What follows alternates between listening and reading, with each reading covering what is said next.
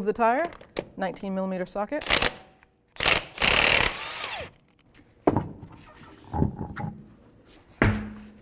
Going to loosen the jam nut. I got a 20mm wrench, and I'm just going to put it right on there and give it a good pull down.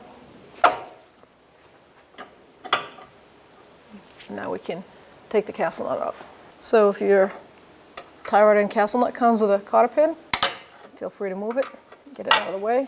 This one is partially broken in, so I'm just getting what I can out, and then I'm just going to put a socket on there and get that off. 20mm socket I have on the castle nut.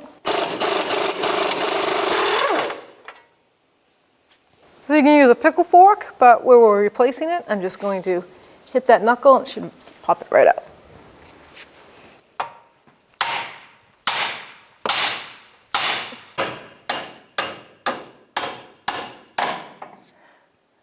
You want to count the turns, so we're going to go with noon time. 1.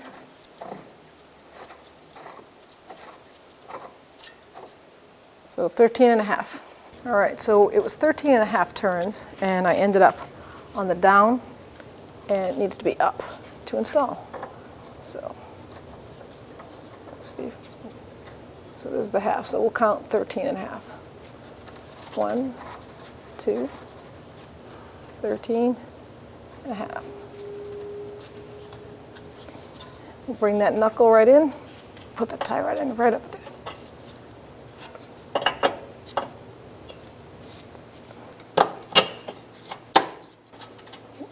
Stop that tie rod end nut by hand, and it is self-locking. It has a nylon thread tip, so that'll stop it from backing off. So we can 19mm socket.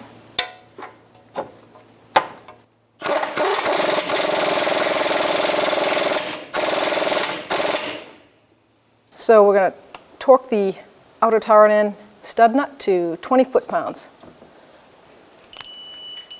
So now with a 21mm wrench, I'm going to tighten up my jam nut. Basically, you want to bottom that out. The tie rod will turn like that and give it a good tug. You can straighten that right back out.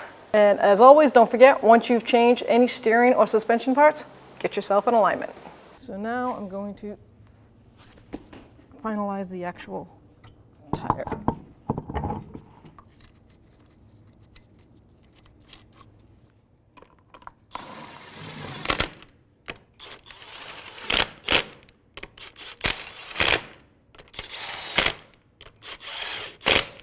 Okay, wheel torque is 88.5 foot-pounds for the wheel.